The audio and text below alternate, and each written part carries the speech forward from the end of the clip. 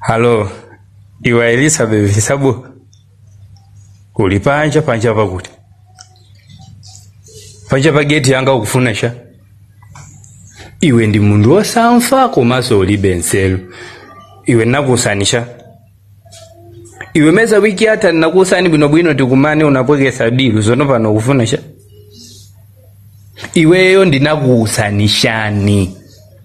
Sinakuseni kuti wiki ino kuyambila wiki ino mwezi ose uno ndikala ndili mpiliyodi. Sinakuseni iwe kuti ndili mpiliyodi. Amuna sakala mpiliyodi kuti ndili mpiliyodi utandisokoneze.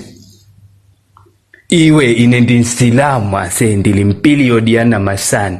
Sono usandisokoneze sindikufuna kushima. Usamandi imbile foni, usamandi sokoneze. Ndikufuna ndikale bwino piliyodi yanga nimalise ndisashima.